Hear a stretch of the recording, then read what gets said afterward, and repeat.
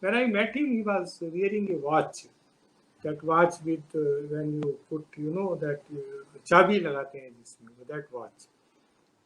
And at that time itself, I was, I think, 25, 30 years old. But till the end in 2015, he was wearing same watch because he says it is giving perfect time. What's the problem? Why should I change it? Good morning, Shreya, and thank you very much for giving me this opportunity to relive some of my most cherished and loving memories about Dr. Kalam. Uh, it was in 1982. I just joined the Defense Research and Development Laboratory, uh, DRDL in Hyderabad, and I did my master's in mechanical engineering and applied for the post in DRDO. They posted me to Hyderabad. So Dr. Kalam came to that lab as the director. He was already a superstar because he was very famous for putting the Rohini satellite in orbit about 2 years back as the project director of that project, SLV-3.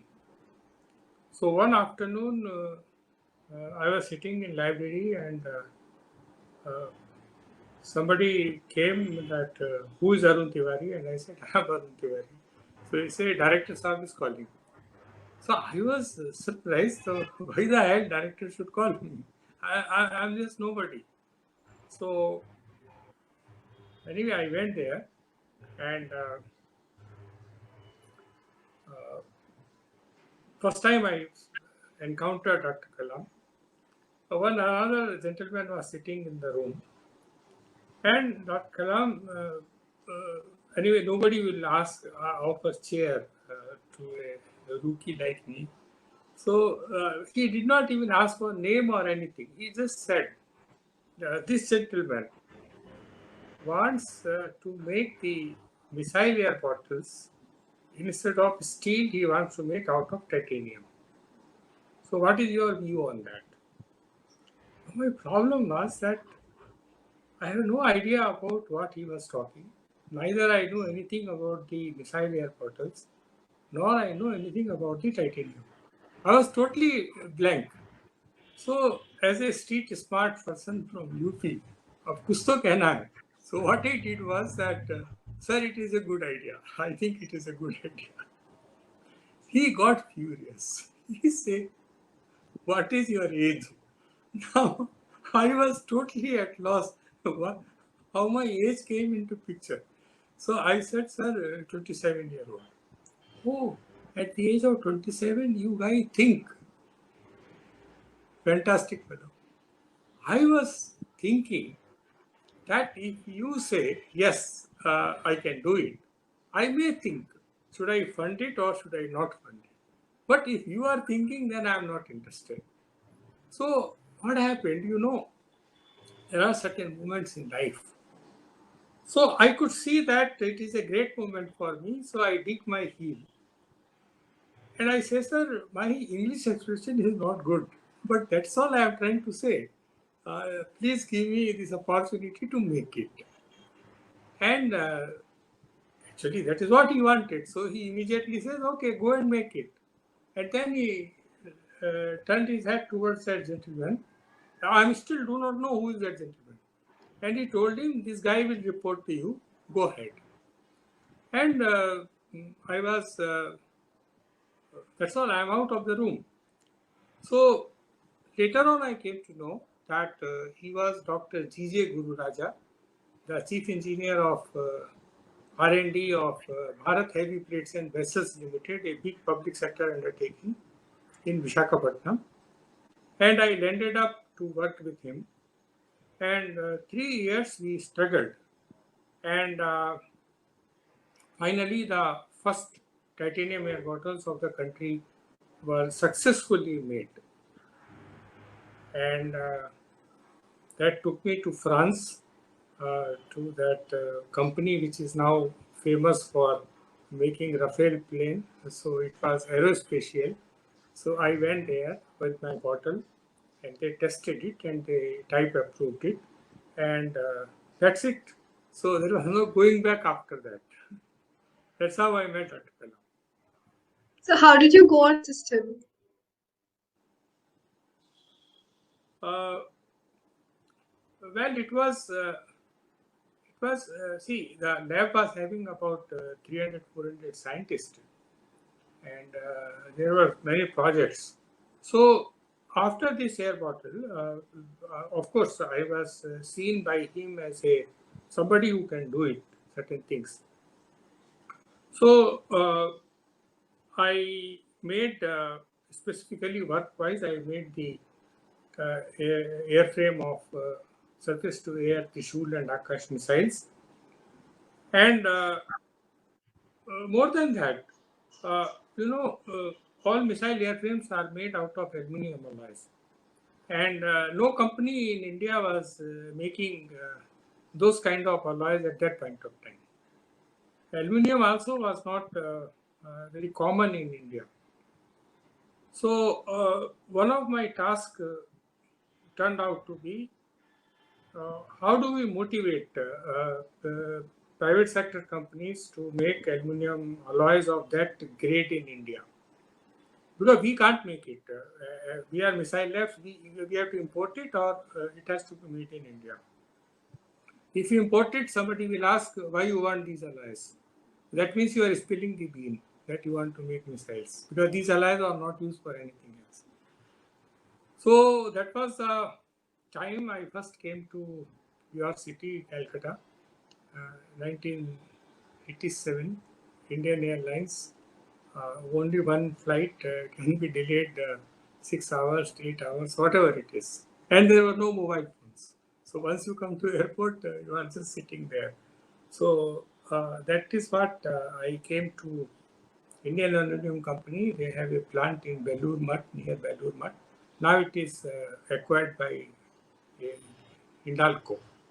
So we made that, and after that he gave me uh, another task when he became the chief of DRDO and relocated to Delhi. See, basically he was very kind-hearted person, to be honest with you. That he was not simply a scientist or a officer or something like that. He was very kind-hearted, very compassionate person. So one day he asked me that, buddy, all these things, you go to a hospital and everything is imported and very expensive. So we guys, we do a lot of technology. So why not you do something and use that technology to make many of these things in India? It was a very honest, very bright, brilliant idea. And he says, do it. And that took me out of the missiles. And then I started visiting hospitals, working with doctors, and uh, it was, I mean, I changed my career that way. And then I quit DRDO in 97 so that I can full-time work in this civilian mode. And then in 1999, I convinced him that he should write his biography and assisted him in writing Rings of Fire. Then he became President of India. I ended up assisting him in Rashtrapati Bhavan, and actually those 5 years were dreamy stuff. But unfortunately, all bad dream comes. So that even won't come in dreams these days. They were very excellent days, and I traveled with him almost entire part of country, all states, union territories, and twice he took me abroad with him. So it was a great experience. And after his presidency, he lived in Delhi, and I used to be regularly uh, be with him. And in all, I co-authored 5 books with him, and I think I'm the only person who co-authored 5 books with him. And others one or two, and after that either he got fed up or they got fed up. But I did 5 books with him, and after he passed away, uh, this CEO of HarperCollins, PM Sukumar, called me and told Arun, you owe one good biography of Dr. Kalam, and please do it, we'll publish. And I ended up writing a 600-page big tome on Dr. Kalam, putting everything together for posterity, what he did. So this is how I am related to him, and more than that, whenever people think about Dr. Kalam, I had this fortune that they find it proper to contact me and talk to me, like we're doing it today. It's a great blessing, actually. It's a great blessing. So he also was a great nationalist in terms of science and otherwise. What was his vision as a scientist for the country? See, it's a very good question you are asking, because see, as a he was not that kind of Einstein kind of a scientist or J.C. Basu kind of a scientist. He was basically a man of action. So you can say he was an applied scientist, not the theoretical scientist. And he was very passionate about that whatever we know, it should be used for something good for the people around us. His whole mind used to work in that fashion. And one day he told me that, see, the fundamental thing about science is that you made a hypothesis and you carry out an experiment, and if your hypothesis proved wrong, you accept it, and if it proved right, you move on. That means there should not be any ego. But then he says, buddy, the biggest ego I found is among scientists. So they are all funny guys. They should not have any ego, but they are the people who have the biggest egos on earth. So in '93, he was speaking to Indian Science Congress, and he called me to Delhi and asked me to articulate his thought on why it is necessary to make civilian spin-off of defense technologies. And that speech, titled as "Let My Brain Remove Your Pain," it was a big hit. Hindu wrote a big article next day on that. And then in 2012, he was invited by Beijing University and Beijing Forum. And there he gave a very good speech. Let's make our planet more livable. Let's make our planet more livable. It was a beautiful speech. So this is how his vision was. Science should be used for good of the people. So the Pokhran 2 tests was one of the biggest changing points in India's history. And his participation, of course, is one great thing when it comes to discussing his life. So can you share the experience of that? Pokhran was very interesting. None of us knew that he was into that till actually it happened. So what happened? He just went to Bombay, and we were told he's going abroad. But he never went abroad.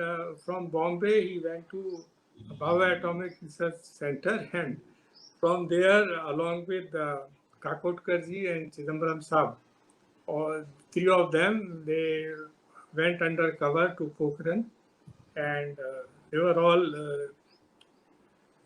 wearing army fatigues. And when we saw his photograph on TV on 11th May, I said, "Oh my God, you are here!" And he was heading the entire team. And later on, when he came to Delhi, then we all excitedly asked him, "Sir, how did you manage all that?" So we came to know that his name was Major General Prithviraj Chauhan.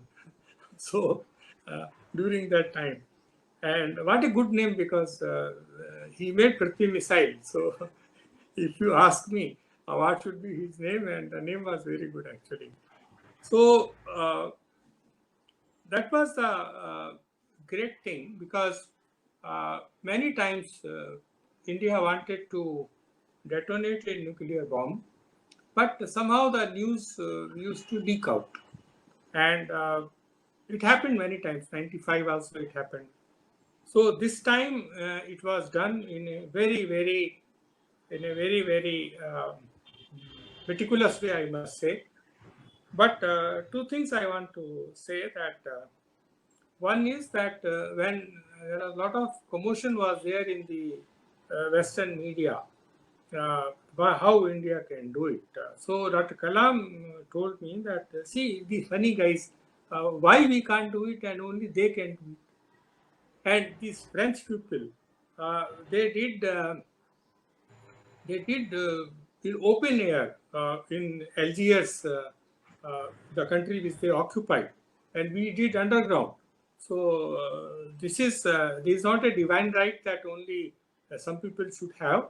If we can have, we will have. And the second point is that just within 15-20 days, Pakistan also detonated nuclear bomb. So all our song and drama, it all fizzled down, and we stopped talking after that. So it was about 15-20 days only. We were very jubilant that we did a great work. After that, we just kept quiet. So these are the two things which has happened. Many lectures and all were being organized, but suddenly everything was dropped after that. So How is Dr. Kalam in his personal life?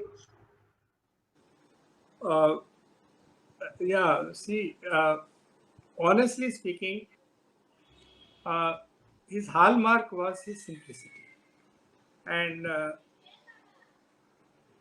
not many people are simple these days. Uh, so I will take few minutes to answer this question, because I think it's a very important question, and the answer of this question matters a lot. So when we say simple, the first thing is simplicity means decluttering, declutter yourself. So if you open your wardrobe, why should you have dozens of dresses? Why your shoe rack should have dozens of shoes? And why we clutter ourselves with so many things? So Dr. Kalam was a very decluttered person. Whenever he has one thing extra, he will give it to somebody. And when I met him, he was wearing a watch. That watch with when you put, that chabi lagate hain jisme, that watch. And at that time itself, I was, I think, 25, 30 years old. But till the end in 2015, he was wearing same watch, because he says it is giving perfect time. What's the problem? Why should I change it? Now, this is the mindset. If I have a watch and it is giving good time, why should I change it? The second thing about simplicity is, he used to tell me, see, we all human beings are like three-phase currents. Current has three phases. We have voltage, we have current, we have electromagnetic force, and they all move together. So he says that what you feel, what you think, and what you say, all things should be same. So that is simplicity. So don't say anything which you are not feeling, and don't do anything which you contrary to what you are saying.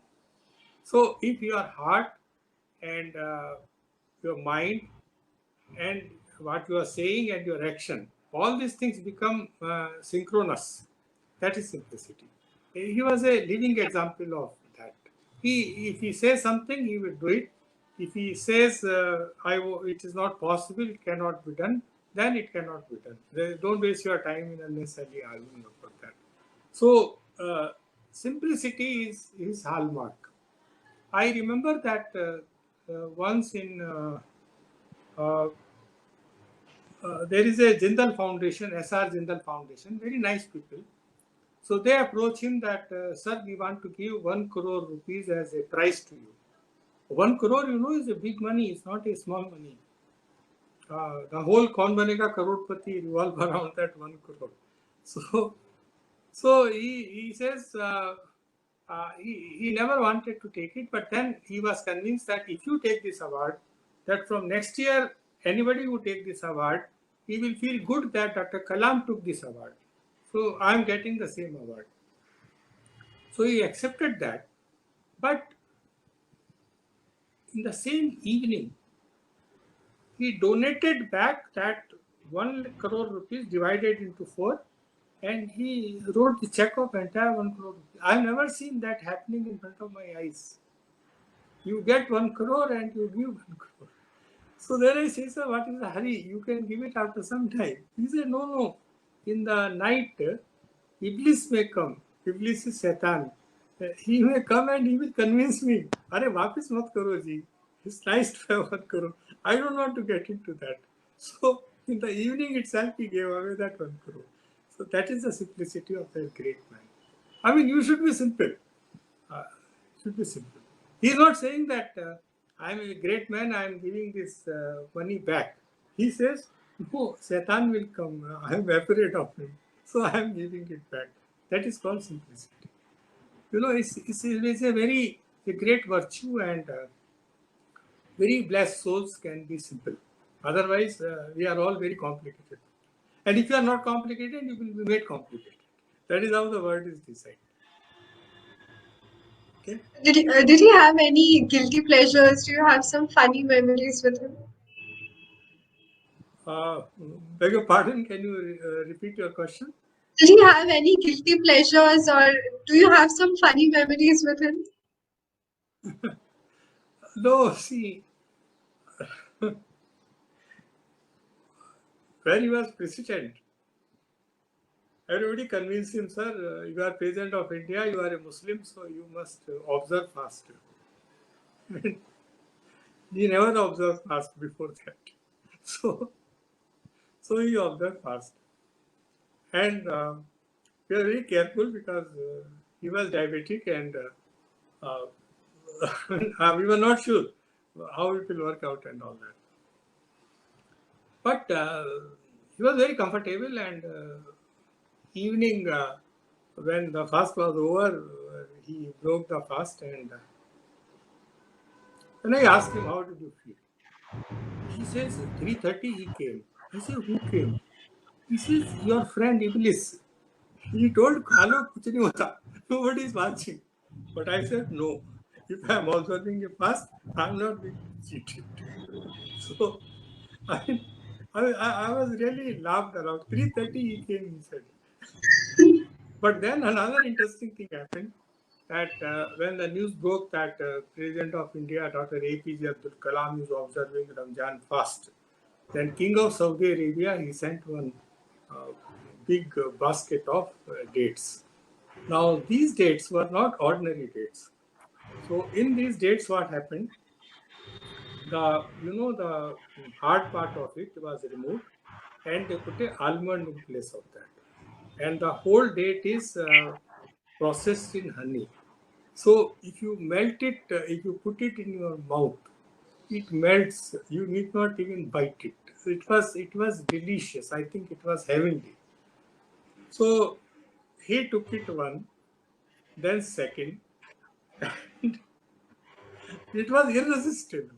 So his sugar got shot up, and then we have to physically remove it from his place. So these are the two things I could remember.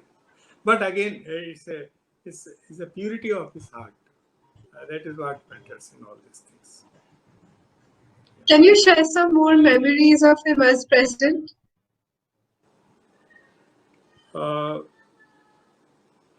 Say it again.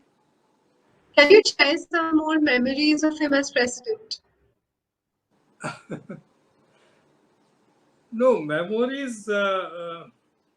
One of the biggest memory is that once he called me, and he says that come to Delhi in the night. So Dr. Kalam is calling means you have to go, as simple as that. I live in Hyderabad.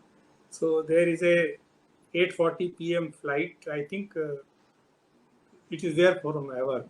8:40 p.m. Hyderabad daily flight, Air India. So this used to be my flight of choice. So at 10:40 you are in Delhi. By the time you are with Dr. Kalam, 11 you are there. And for 11 it was very early because he used to sleep around 2 o'clock, 3 o'clock in the morning. So he told me that tomorrow I am going to a native place, that is Meerut. This is about 70 kilometers from Delhi, and you should be with me. So I said, okay, good, it's a good idea. Then when I was sitting at airport waiting for the flight, my mother called me. And she says that a lot of police fellows came to our house today with some sniffer dog and all that. And they are telling that Kalam Sahib is coming to your house tomorrow. What is this? I said, I don't know. So then I asked him, sir. He says, yes, I'm going to your house. That is why I called you. And I mean, he went to my house and to meet my mother. And as if it was not enough, that Kalam hardly knew Hindi and my mother will not know English. So it was a disaster of communication. So when he reached there, Dr. Kalam told, your son is a good man. So my mother told, my son I know how good or how bad he is. But one thing is there, that since he met you, he has become a good man. That was a fantastic communication took place between both of them. So this memory is very close to my heart. Do you think leaders today should be more accessible to people like he was? Somehow you are right. The more we are into tweeters and the more we are into social media and all that, I think instead of coming together, we are distancing. And the more and more people are artificial. They are not saying what they mean and they are not doing what they say. So this and particularly after this corona pandemic, I think we are getting more virtual than real, and the interactions are more artificial and conditioned rather than spontaneous and natural. So I think this will be a very bad thing. And uh, see, Dr. Kalam decided at some point of time around 2000, 2000 I think, new millennium started. And he took a decision that he will meet 1 lakh school children. And at that time, we thought it's a crazy idea, but he says, no, it is very important that I should talk to children. And he started going to schools. I mean, nobody goes. People go to university, people go to the convocations and all. Nobody goes to school. And he started going to school and started interacting with students, with teachers, simple things. And then he became president of India. And I asked him, will you continue? He says, continue means what? Now I will meet 1 million students. Because now I have the means to meet more people. And finally, he ended up meeting close to 10 million children. Did he do? This was a wonderful mission. And I don't think anybody come anywhere close to Dr. Kalam in this kind of attitude. Go and meet children. And children also used to ask, uh, they used to ask their heart out. I remember one day one child got up and say, my mother wants me to become a doctor. My father wants me to become an engineer. I don't want to become any of these two. And Dr. Kalam says, what you want to become? He says, I want to become a singer. And then Dr. Kalam says, so you become. And now, when I look back, nobody is talking this kind of things to children anymore. I think it is important. What he was doing was a great work. You also call Dr. Kalam your spiritual guru. So, can you shed some light on that aspect of his? Say, Shreya, there is nothing like a spiritual guru. There is a guru, and if somebody is a guru, you must have a spiritual bonding with him. Otherwise, it is not a guru. It's a fake or a bogus relationship. So yes, he was my guru, but as I understand it, the relation of a guru and teacher is a guru and a shishya is that they can connect at the level of the spirit. They can connect. There is no need to say something. There is no need to instruct something. What guru feel student should know, and what student need to know, the guru should know even without asking. So it is like a complementary function that they understand each other. I think yes, that I enjoyed with him. You Yes. mentioned that you co-authored 5 books with him. So, can Yeah. you share that experience and the process? The first book was Wings of Fire, and that is his autobiography, sort of. But the good thing about it is that there is hardly anything I in that autobiography. Generally, autobiography means I did this, I did that. But Wings of Fire is very unique because there is no I in that. He is only talking about my teachers, my parents, my friends, all the people who help him to become what he become. So that is a great message Wings of Fire gave. Then he wrote the second book called You Are Born to Blossom, and this is based on his interaction with the students. I captured that what kind of questions he used to ask, and there was a British uh, person, Sir Daniel, and he was the chairman of the mm, Commonwealth of Learning, and he wrote about that book that uh, like a seed waiting to be sprouted. Uh, Dr. Kalam presence among the students were like that. The moment they see him, they get sprout. It's a very beautiful expression he gave. That was the second book. The third book was Guiding Souls, and one interesting thing came to about that is that but Kalam told that we are all guided at every instance and moment in our life. We are all guided. So then I asked him, who are the people who guided you? Who inspired you? And then his answer was very, very fascinating. I mean, because uh, he told that my mother, then Emperor Ashoka, Socrates, MS Lakshmi, a very different kind of input he gave me. So then I asked him one question. Sir, is it necessary that all those persons who inspire you must be dead? Can you be inspired by living human beings? So he says, yeah, you are right because ego comes into picture. Because so once somebody is dead, so okay, I am inspired by so and so. But when you say that you are inspired by a living person, so the ego comes into picture.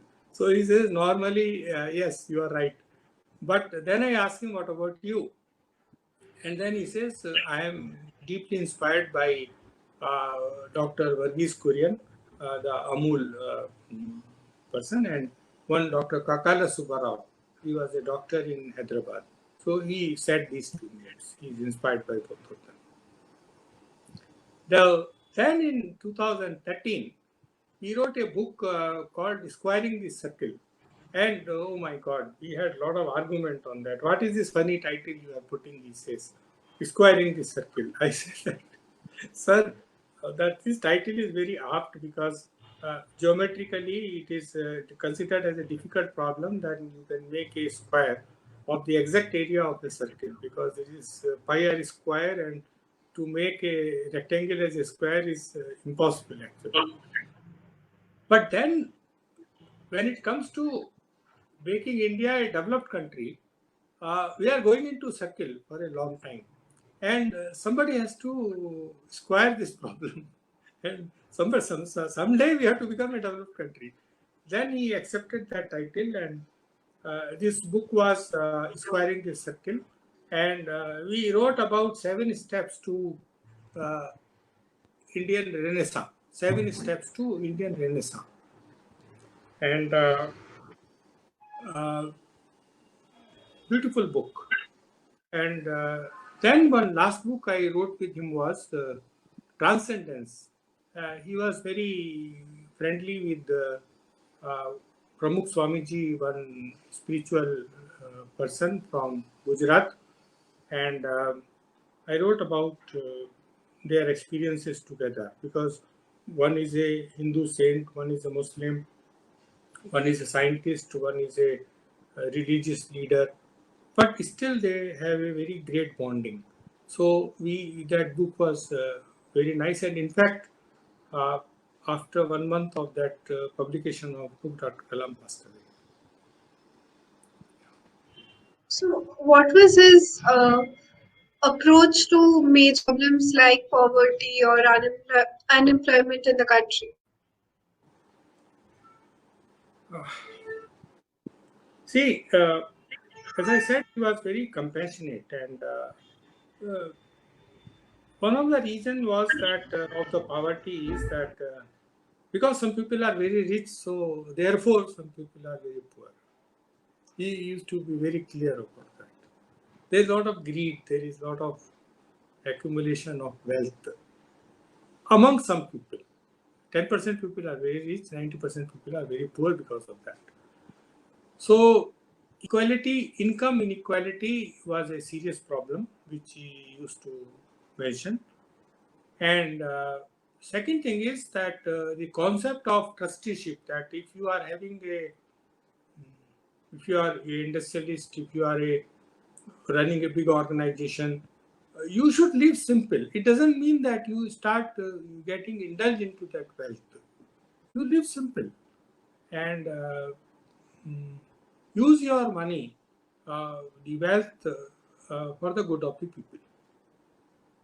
And then on corruption, because corruption is a very big reason for the poverty in our country.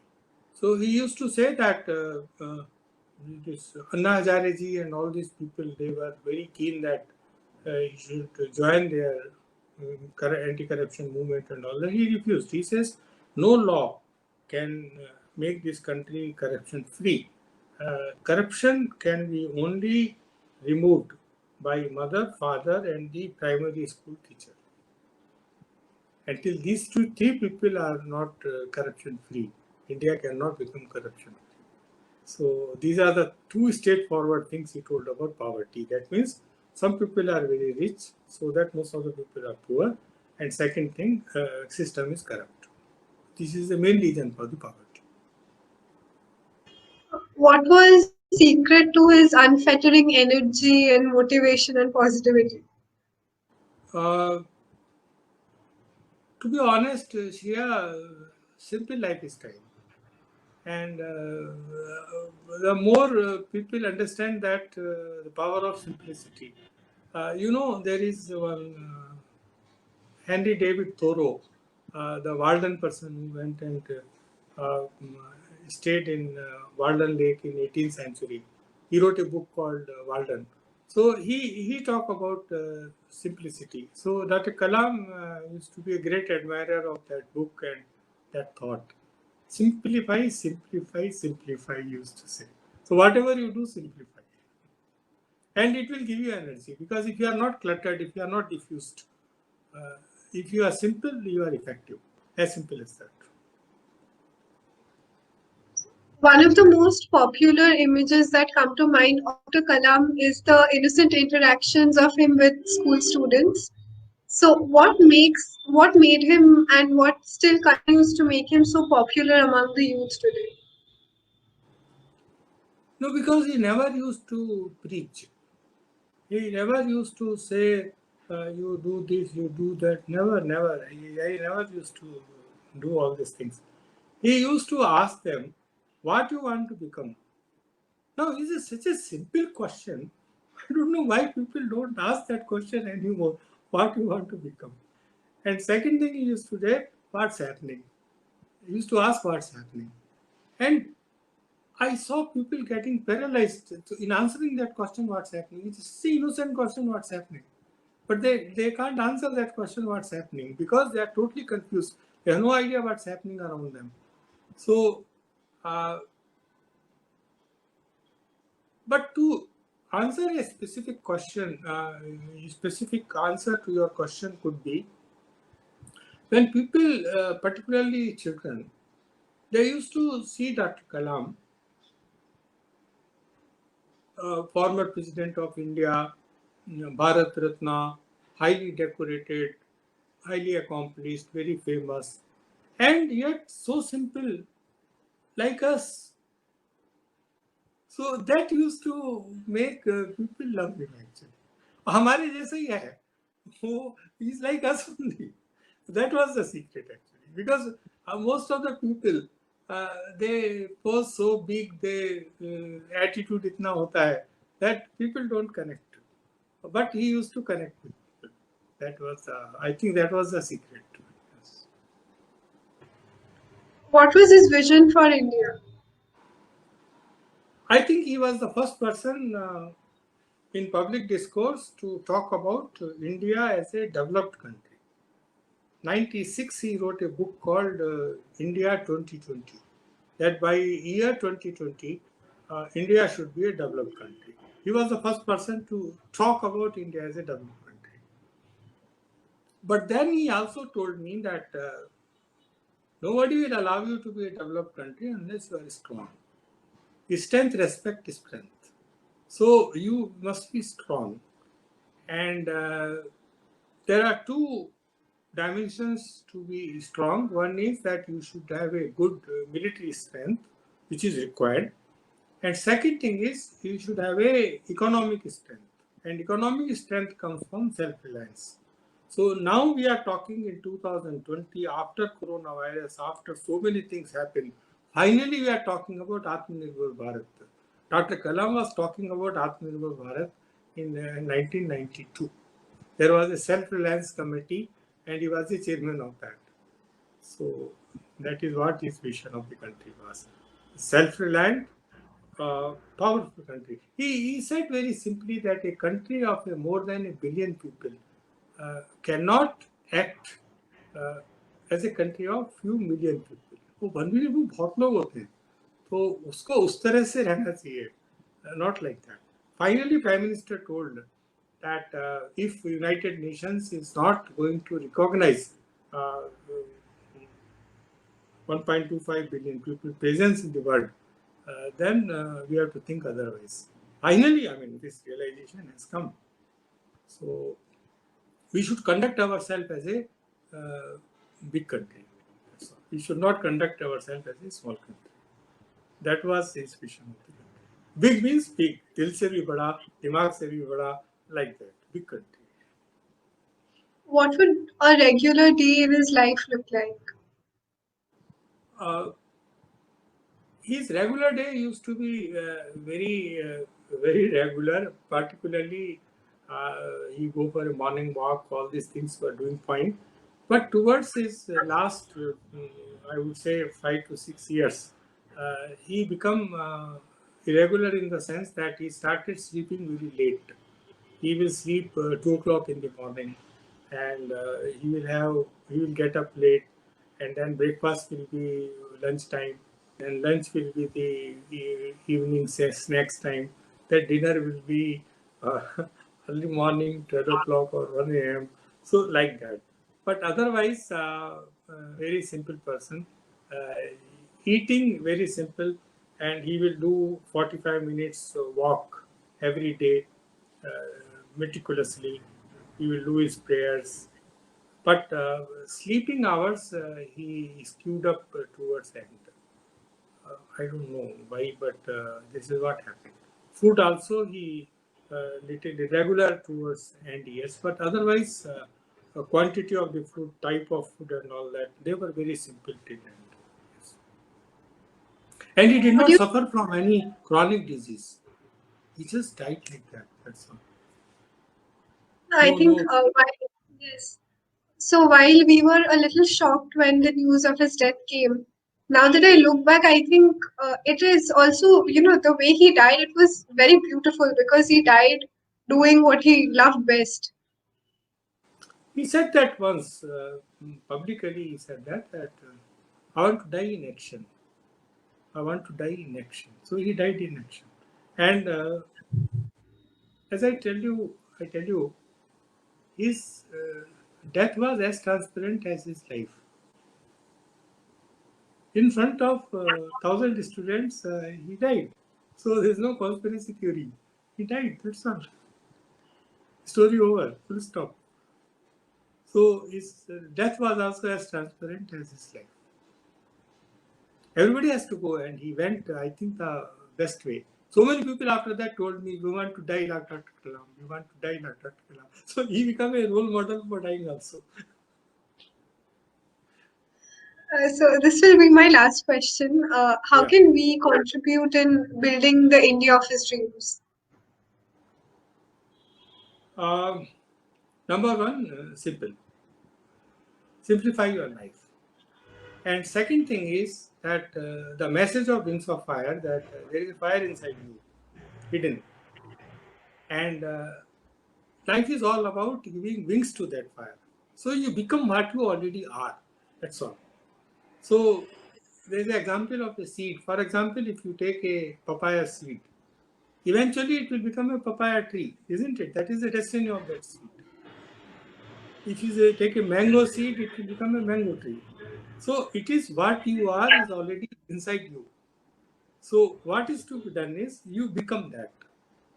And if you keep your life simple, it's like a God promise that mango seed to mango banega hi. So what you are, you will definitely become that, provided you live a simple life.